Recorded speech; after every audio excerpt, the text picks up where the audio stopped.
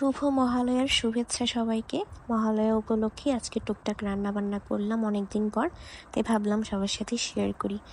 একটা প্যানে দুধ গরম করতে বসিয়ে দিয়েছি, সাথে হচ্ছে কয়েকটা এলাচি আর তেজপাতা দিয়ে। যেহেতু পাউডার দুধ দিয়েই বসিয়েছি তাই আমি অনেকটা ঘন করেই বসিয়েছিলাম দুধটা। তারপর জাল উঠে যাওয়ার পরে এখানে এক মুঠো সমান চিনি গুঁড়া চাল দিয়ে এখানে নেড়ে চেড়ে স্লো আগুনে রেখে দিয়েছিলাম। তারপরে আরেকটা প্যানে হচ্ছে তেল গরম করতে বসিয়ে দিয়েছি, সেখানে কিশমিশ আর কয়েকটা কাঠবাদাম কুচি ভেজে নিচ্ছি পোলাওতে দেওয়ার জন্য। এগুলো হালকা ভেজে নামিয়ে নিব এবং সেম তেলে হচ্ছে আলুর বড়া ভেজে নিব। আমি আগে থেকে ব্যাটার রেডি করে রেখেছিলাম এবং আলুগুলোকে একদম পাতলা পাতলা করে কেটে আলুর বড়া করে নিচ্ছি এখানে। পায়েসটা অনেকটা ঘন হয়ে আসার পরে এখানে কয়েকটা কিশমিশ দিয়ে দিলাম আর ওইদিকে হচ্ছে আলু বড়াগুলোকে উল্টে পাল্টে নিচ্ছিলাম। যে কোনো ভাজা বড়াই আমি লো ফ্লেমে ভাজি, তাহলে হচ্ছে খুব ভালোভাবে ক্রিস্পি হয় এবং সেটা অনেকক্ষণ স্টে করে।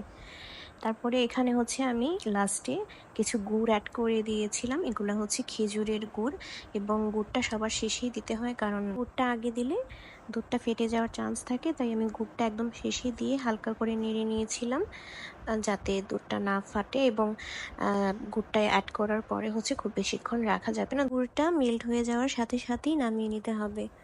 তারপর আমি আরেকটা প্যান বসিয়ে সেখানে আগের, কারণ যেহেতু তরকারি রান্না করব একটা বড় পাত্রের দরকার আছে, তো সেম তেলে হচ্ছে আমি আলু আর সয়াবিনগুলো একদম হলুদ আর লবণ দিয়ে হালকা করে ভেজে উঠিয়ে নিয়েছি।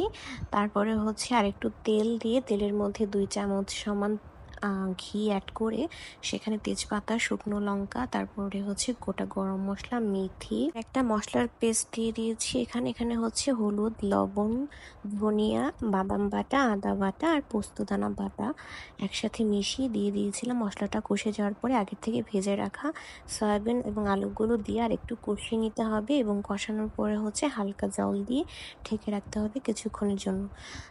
আলুটা 50% কুক করাই ছিল আর বাকিটা হচ্ছে এভাবে দমে দেওয়ার কারণে বাকিটাও কুক হয়ে গেছে। এবার হচ্ছে খুব একটা বেশি জাল তুলতে হবে না এবং আমি পানির পরিবর্তে এখানে লিকুইড মিল্ক দিয়ে দিচ্ছি এবং দুধটা দেওয়ার পরে হচ্ছে কিছুক্ষণ ঢেকে রাখবো। ঢেকে রাখার পরে হচ্ছে যখন একটা বলক চলে আসবে, বলক চলে আসার পরে এখানে হচ্ছে কাঁচা মরিচ, তারপর একটা ভাজা গরম মশলার গুঁড়ো আর হচ্ছে 2 চামচ ঘি অ্যাড করে আরও কিছুক্ষণ জাল তুলে নিব।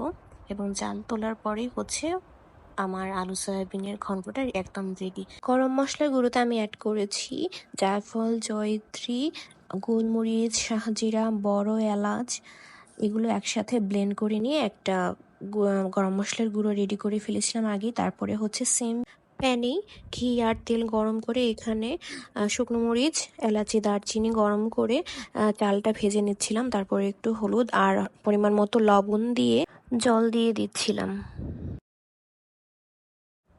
তারপরে এখানে কিছুটা চিনি আর গুঁড়ো দুধ দিয়ে দিয়েছি, কারণ চিনিটা দিলে হচ্ছে নিরামিষ পোলাওতে খেতে অনেকটা ভালো লাগে। তারপর ওই যে ভাজা গরম মশলার গুঁড়োটা রেখেছিলাম সেটাও দিয়ে দিলাম এখানে। তারপরে হচ্ছে কয়েকটা কাঁচামরিচ দিয়ে দিয়েছি আর কয়েকটা কড়াইশুঁটি, যেগুলো মা ভাগ্যবশত ফ্রোজেন করে রেখেছিল বলে দিতে পারছি। আর ওই যে আগে থেকে ভেজে রাখা কিশমিশ আর বাদাম সেটাও অ্যাড করে দিলাম। এরপর এখানে হচ্ছে 2 চামচ ঘি আবারও দিয়ে দিব এবং দিয়ে একদম ঢাকা দিয়ে রেখে দিব এটা পুরোপুরি হয়ে আসা পর্যন্ত। তো এই তো আমার রান্নাবান্না শেষ, এবার হচ্ছে প্লেটিং করার পালা। এই হচ্ছে আমার সেই পায়েস, এই হচ্ছে আলু সয়াবিনের তরকারিটা আর এই হচ্ছে গরম গরম পোলাও, যেগুলো আমি ঢালার আগেই পড়ে গেছিলো কারণ এতটাই গরম ছিল বাটি আমি ধরতে পারছিলাম না। তো এই হচ্ছে আলু বড়া এবং একটা লেবু তো লাগবেই।